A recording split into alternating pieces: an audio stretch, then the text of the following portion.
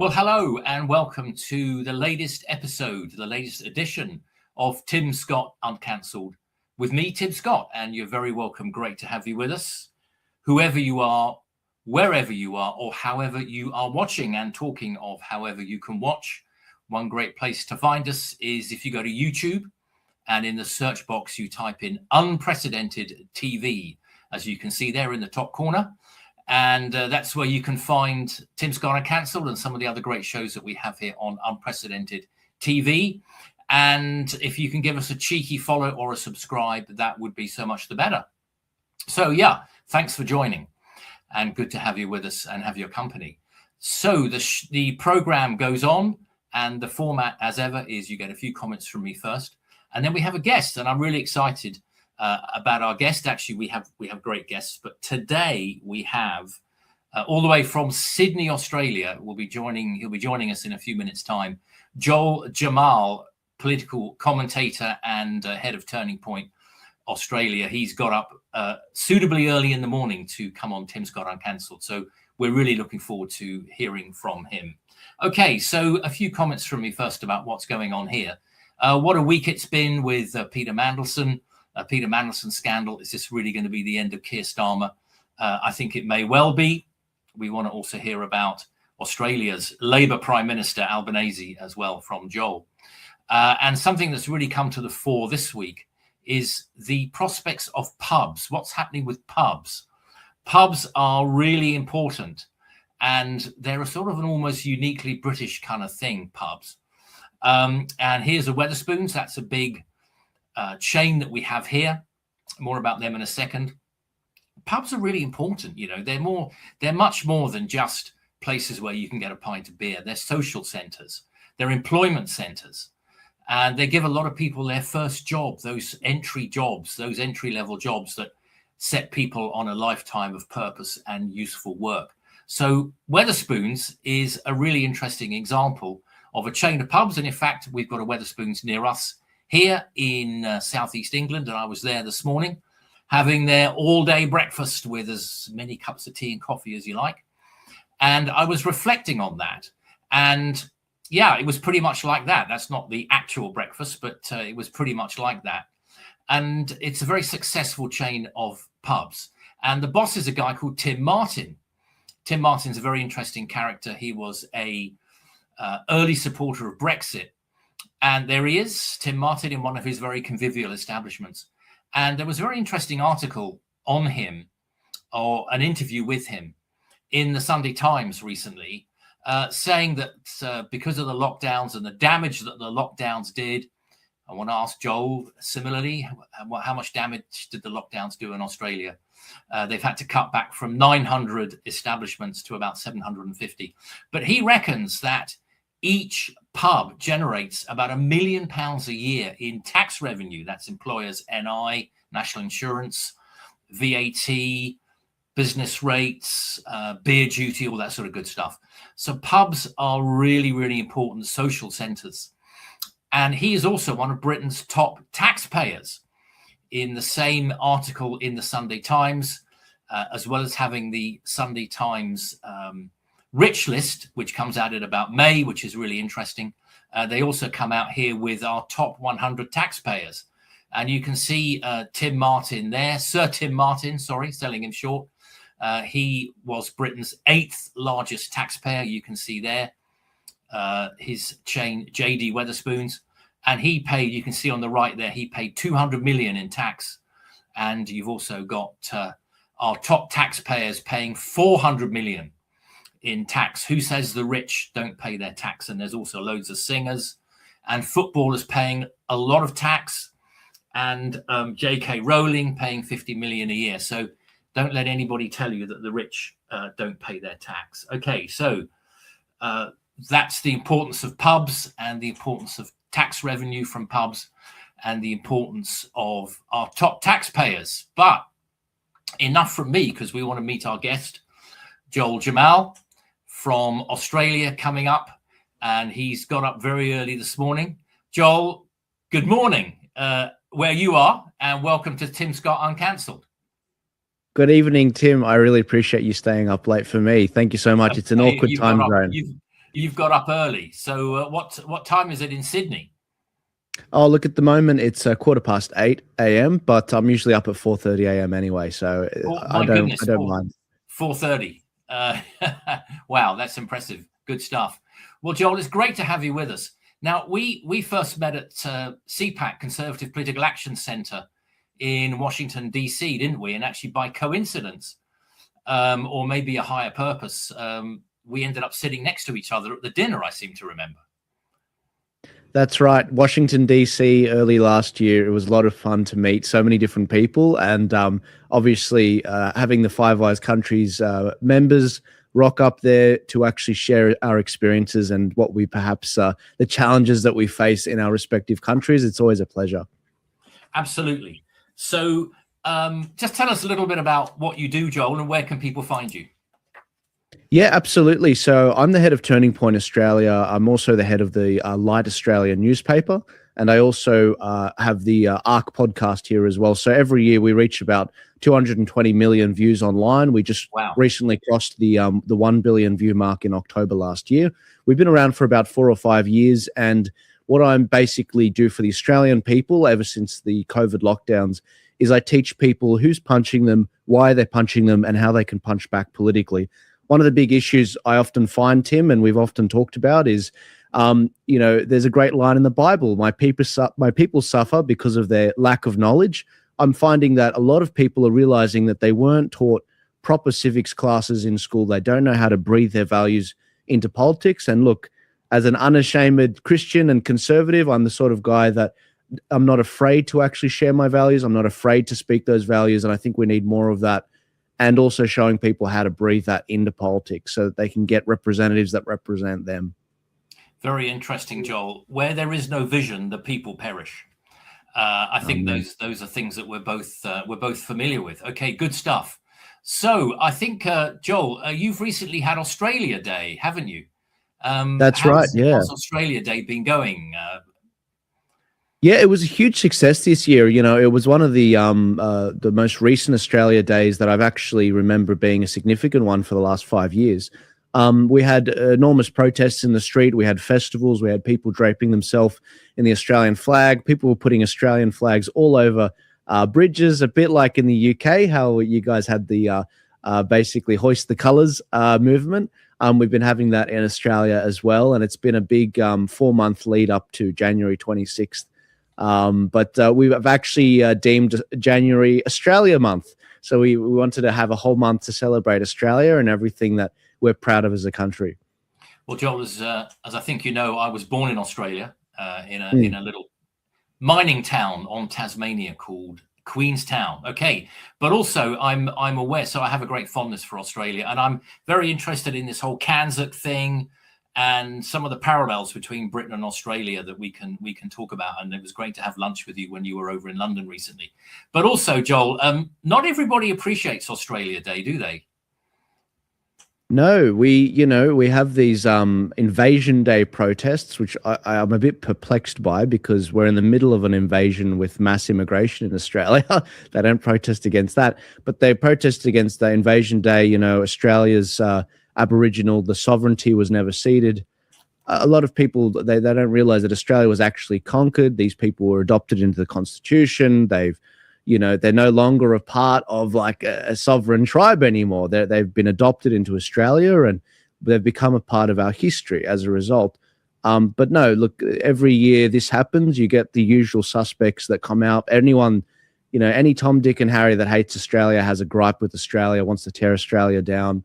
The communists, the Marxists, the most radical of Islamists, they all come out on that day in particular to come out and basically they wear the Aboriginal flag, they drape themselves in it as a cover, but be under no illusions. There are many Aboriginal Australians that actually are proud of this country. They look back at our history. It is what it is.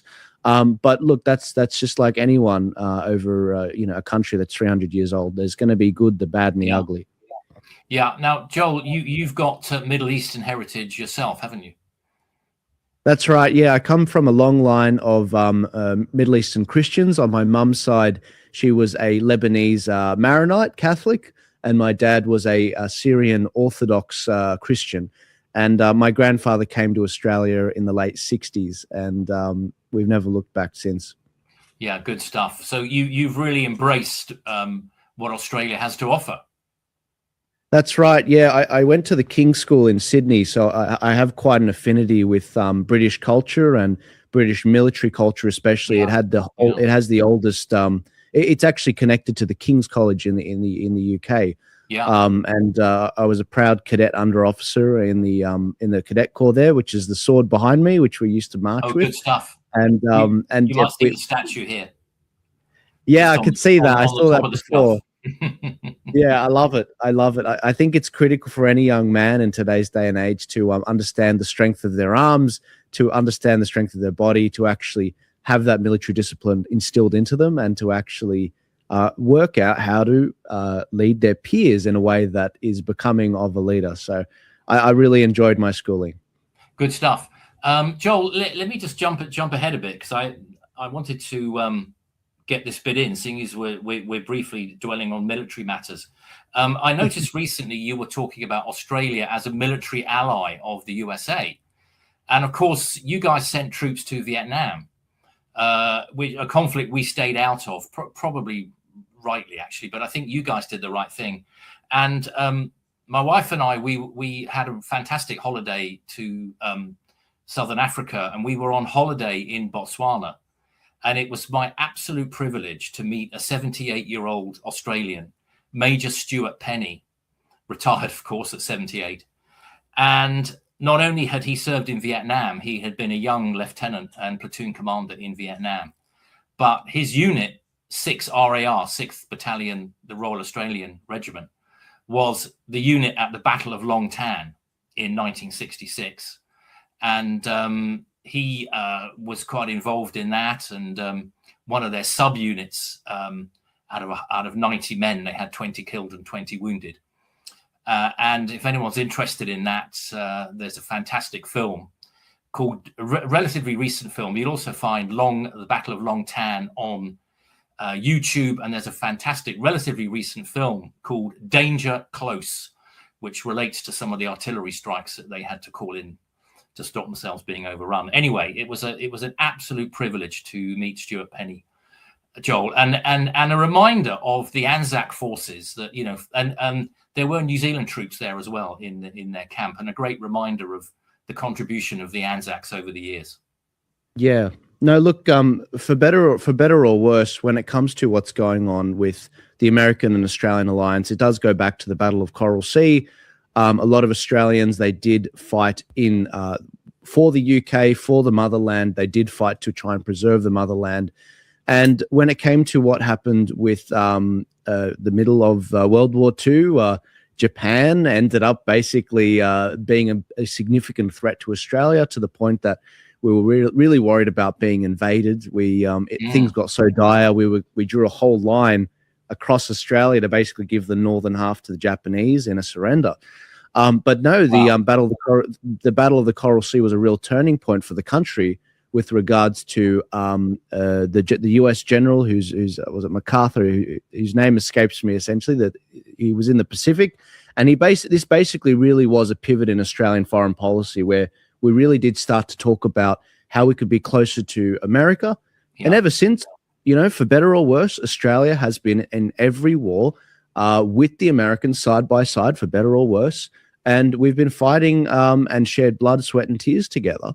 And so, look, it is a long-standing tradition. I have a controversial opinion, which is that Australia is actually the US's greatest ally, because we have gone into each of these wars together, and that's honored throughout culture, throughout movies, throughout even video games like Halo and the sort. And I just think that it's a very special relationship. And so, look, I think the Five Eyes countries need to lean into that more. We do have a shared ethos.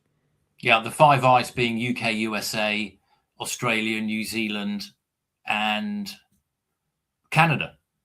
Of course. We can't forget the Canadians, even though they've got a funny prime minister. I know, and another one. Another one. So I'm very into this whole Kanzuk thing, and I'm a huge fan of Tony Abbott. In fact, I had the privilege of meeting him over here in London last year. Let's not forget, final point on this. Let's not forget your northern city of Darwin during the war was bombed by the Japanese, and it's in that film Australia, starring, trying to remember, Darwin was bombed several times by the Japanese. So mainland Australia was bombed in World War II. That's right. Yeah, it was a pretty. It was the only attack that really reached Australia, other than a lone Japanese submarine making it into Sydney Harbour. Oh, wow. But yes, I do believe a submarine. There's not many, so it's easy to keep track of the attacks. But there was one submarine that made it through. Yeah. I think it was a single manned submarine, and it ended up sinking a ferry in Sydney Harbour. Oh, but wow. but no, Darwin was a lot more damage, a lot more casualties. Yeah, it was. It was. Okay, so I want to move on then, Joel. Thank you. And just look at some of the issues, and I'm very interested in some of the comparisons between the UK and Australia, because actually we share so much. And you had a really terrible incident a couple of years ago, where there was a big pro-Palestinian demonstration by Sydney Opera House with people reportedly chanting "Gas the Jews," and of course people are now saying, "Oh no, they never said that." And then, of course, just before Christmas, we had, here we go. There was that. I mean, what's your view on that one? It seems this was a couple of years ago, wasn't it? At the start of the Gaza war with Israel and Gaza. It seems pretty clear to me these pro-Palestinian demonstrators were chanting "Gas the Jews," but now you've got people saying, "Oh, they weren't really saying that."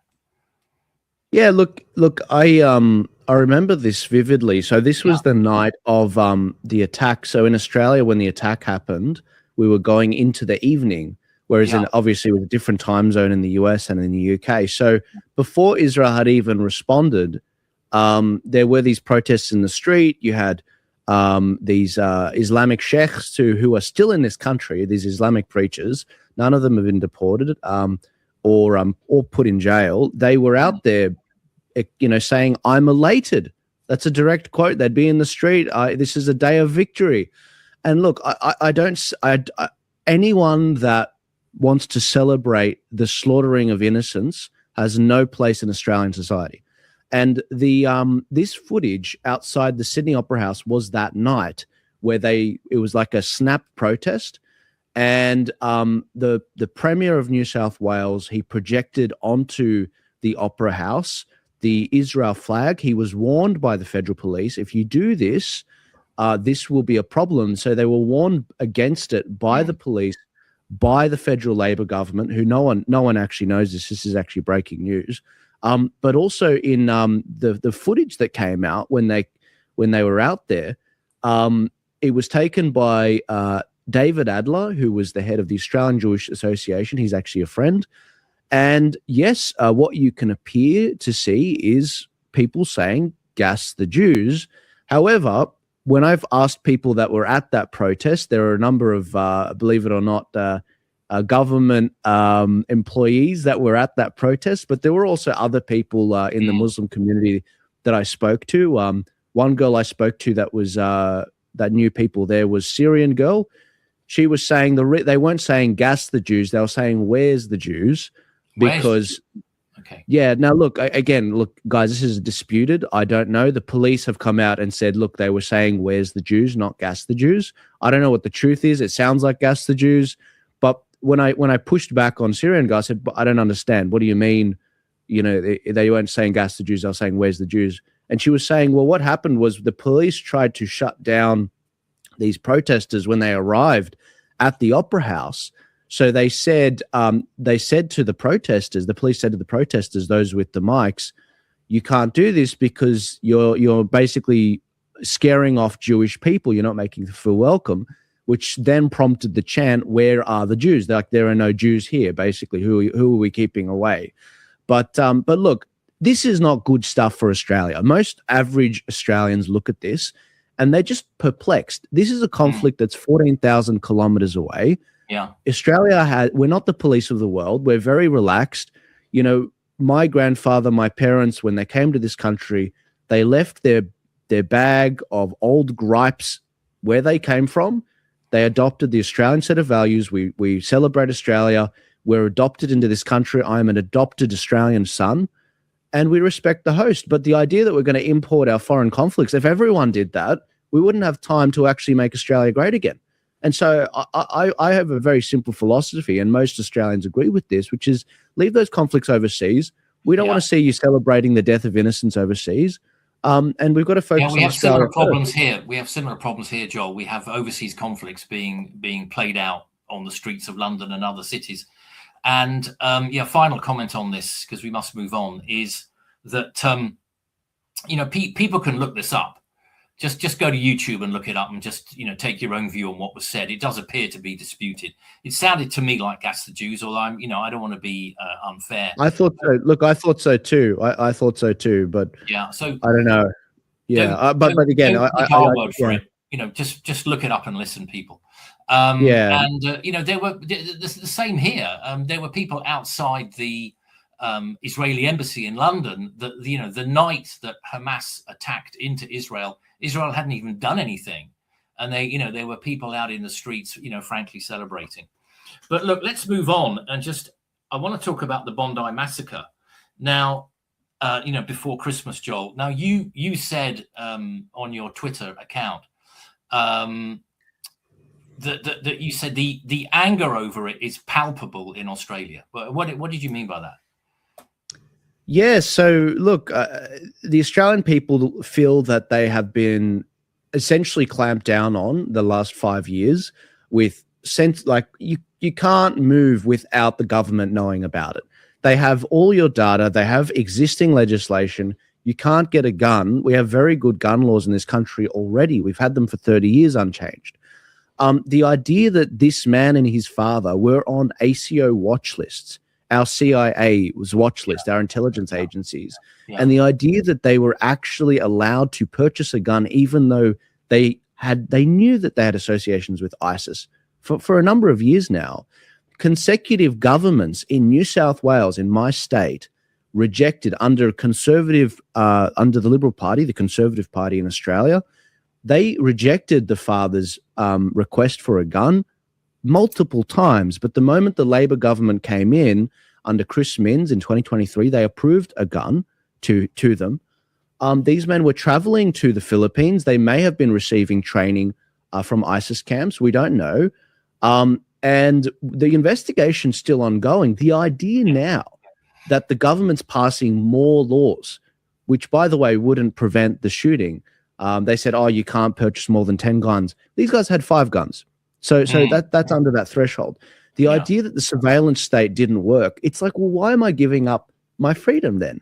It's just going to be the law-abiding citizens that follow these laws. And so I get very frustrated when I look at what's happened. And the anger is palpable because for a number of years now, a little over 2.5 years now, we've witnessed the fact that the government has been turning a blind eye to its own electorates that are heavily Islamic, especially in Western Sydney and Western Melbourne.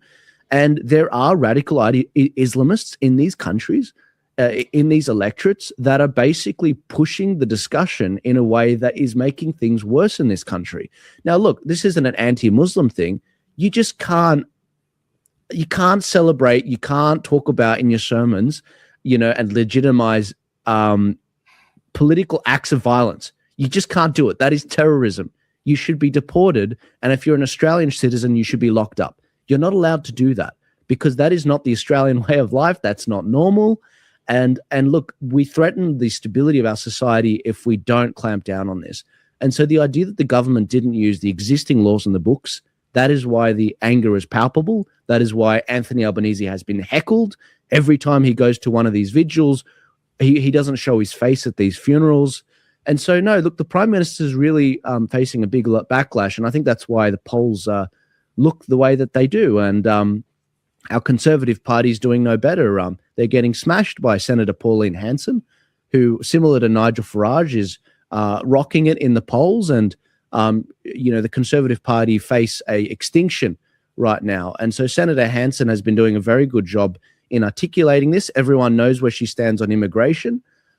This man's father, Naveed, you can see in that photo, His father came on a student visa in the late 90s and essentially was allowed to get a gun even though his son was on ISIS watch lists. I mean, on ACO watch lists associated with ISIS. So, look, there's significant problems with this. And over the last 2 years, I've witnessed the government cancel visas of a number of right-wing speakers like Posey Parker from the UK, like Jordan Peterson, like Novak Djokovic, like a number of Israeli ministers coming to Australia, like Candace Owens. They only cancelled her visa last year. It's like, well, you mean to tell me you've been more focused on that and Nazis, supposed Nazis and right-wing extremists, but you couldn't go after these Islamic extremists? Maybe it's because you've got heavily Muslim areas that won't let you actually do this sort of stuff. And again, we haven't had one Islamic preacher on a visa deported or locked up, not one, which is ridiculous. Yeah, it's interesting, isn't it? The parallels, Joel, between Britain and the UK. You know, we've both got an unpopular Labour government. Starmer here seems to be out. I think it's only a matter of time before he goes. And both countries have got what, let's call them, a radical right party, Reform under Nigel Farage, and One Nation under Pauline Hanson. I mean, One Nation. Let's talk about One Nation. I mean, because they're a sort of radical. Would you call them a radical right party?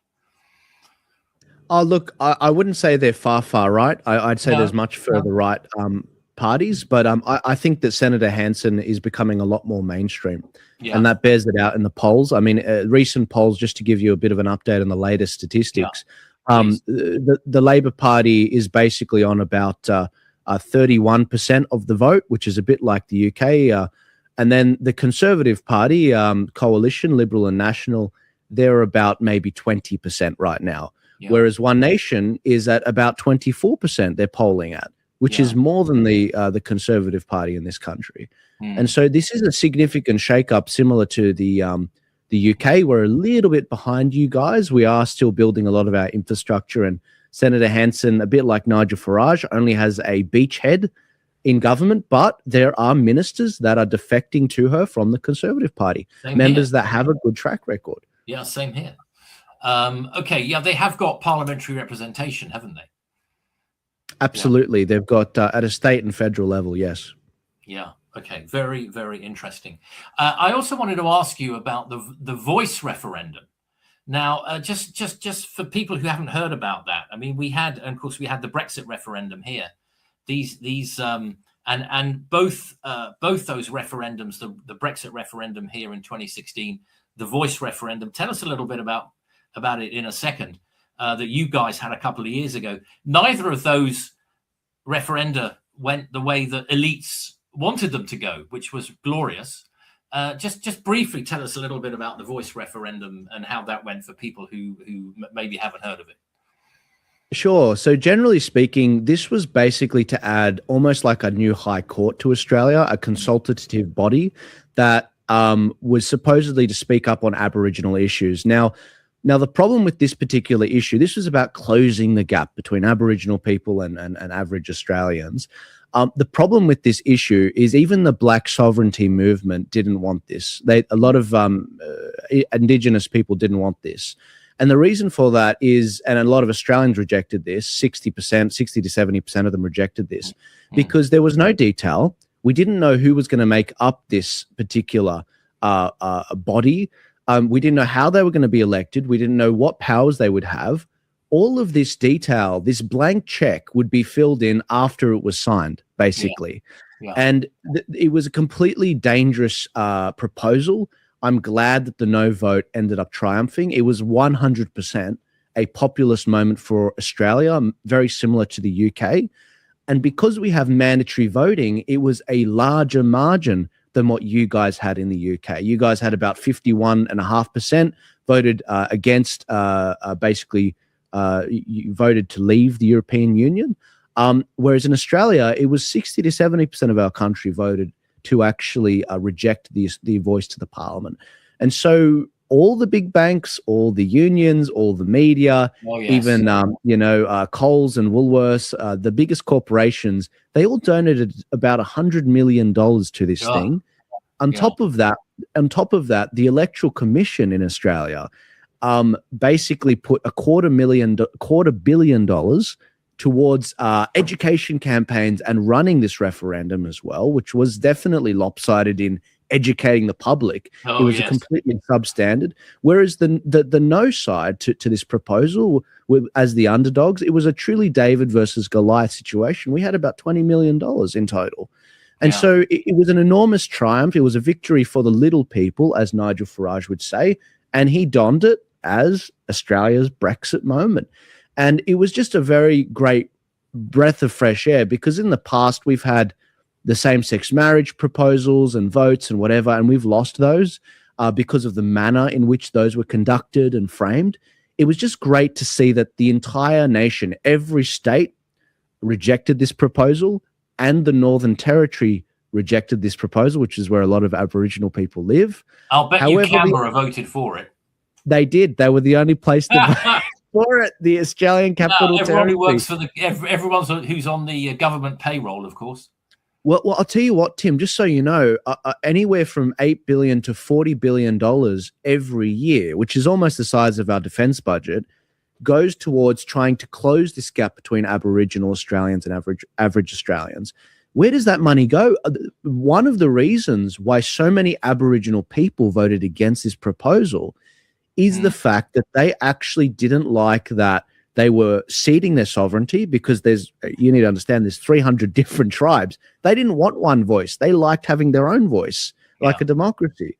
And the other thing is they're just asking the question, where is the $40 billion going? It's going to consultants. It's going to planners. It's going to lawyers in Canberra. It's not going to people that actually need it in rural Australia, in these communities. And so there's been an enormous call for accountability and audit of this money, rather than giving the government more power. Yeah, good stuff. Okay, it was a great moment, and a bit like the Brexit referendum here. Okay, we're just going to take a short break whilst we find out more about some of the great shows that you can get here on Unprecedented TV.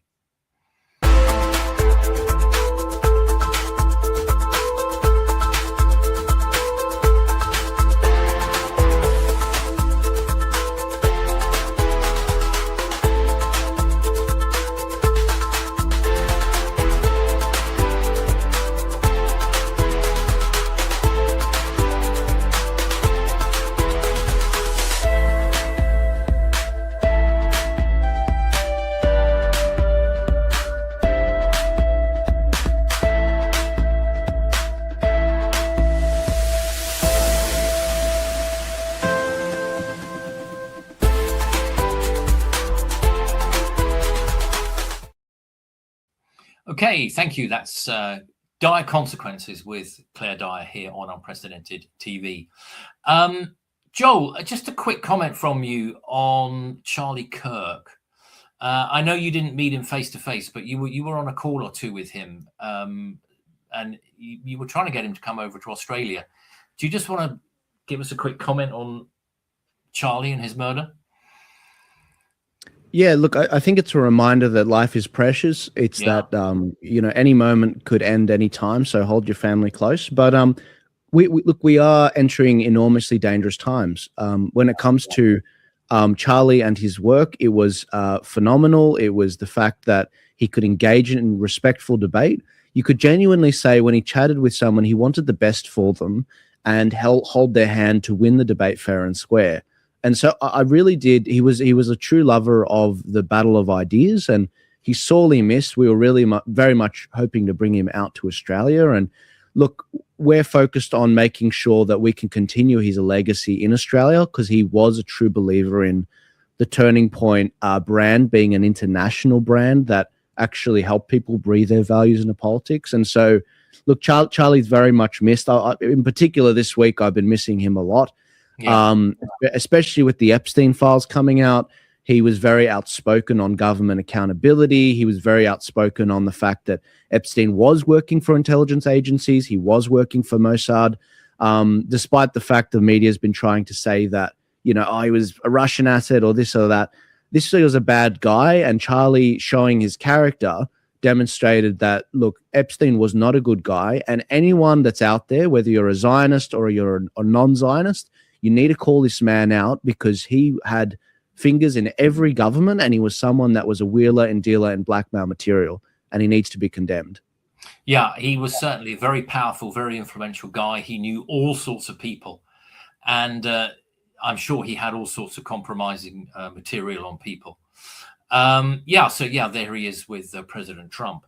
Okay, so just a few minutes left, and with Joel Jammal from Turning Point Australia, coming to us from Sydney.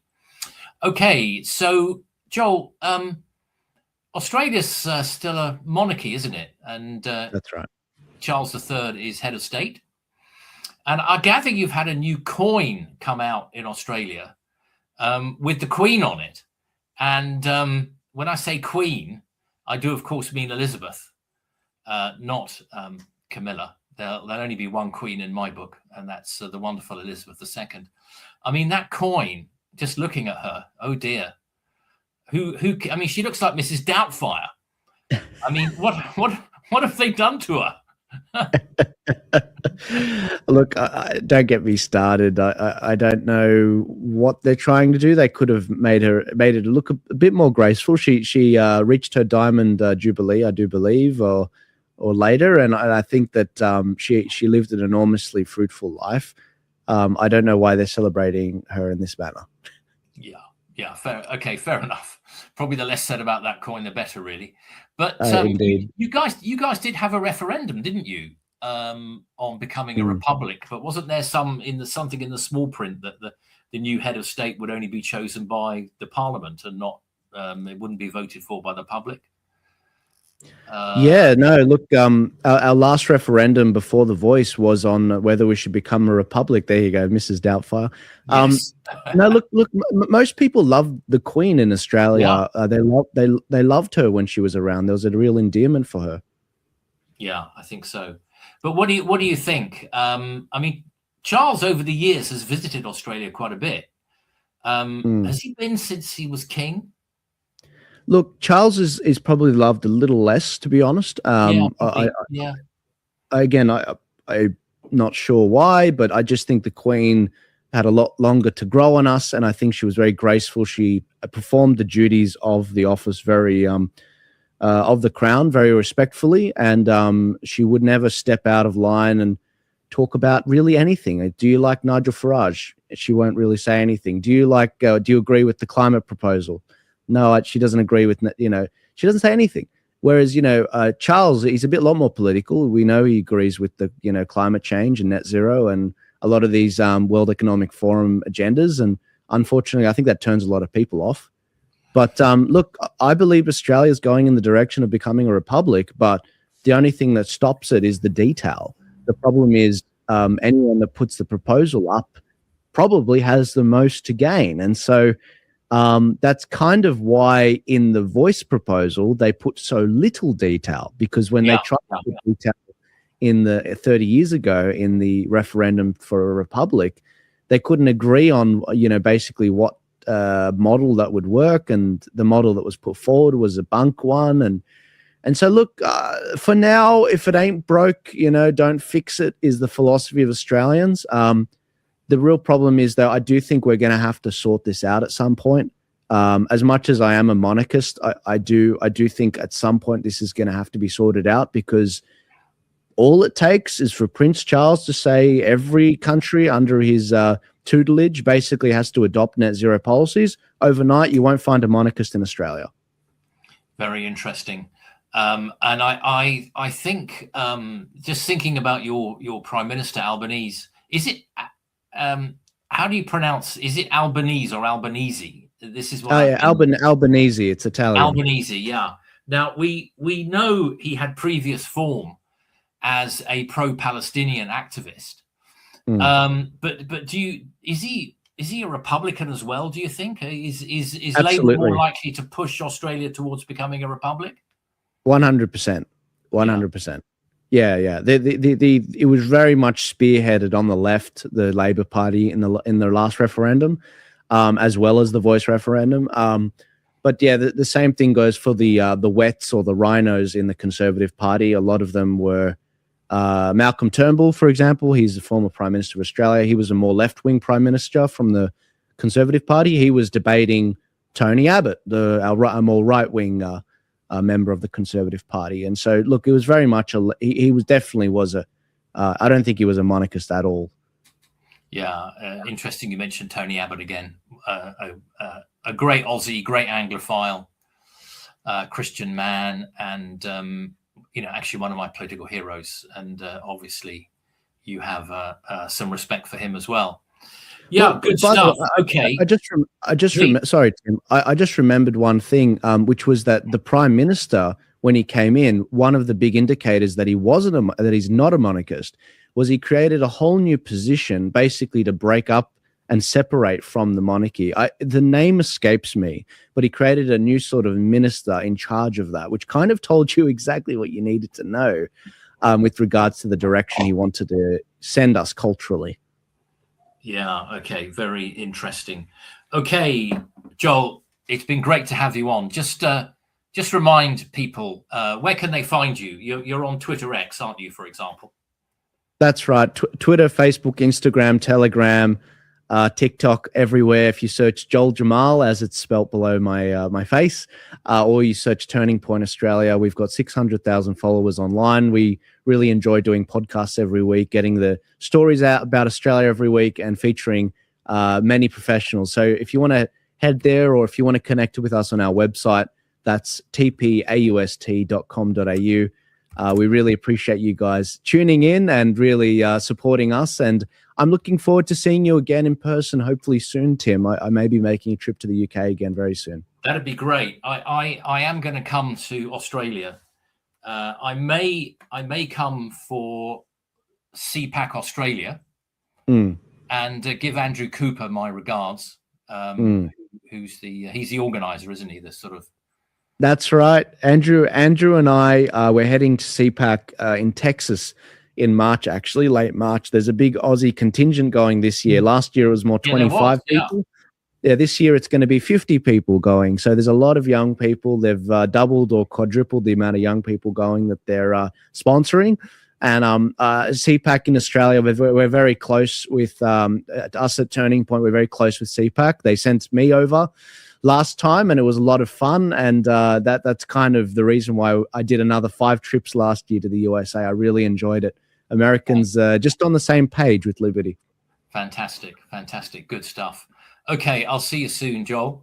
All the best to you. That's Joel Jammal there from Turning Point Australia, joining us early in the morning from Sydney, Australia. So, folks, we hope you've enjoyed this show. We certainly had a lot to talk about and a lot to go through. Great to have Joel on with us. And thank you for bearing with, and thank you for joining us for another episode of Tim Scott Uncancelled with me, Tim Scott.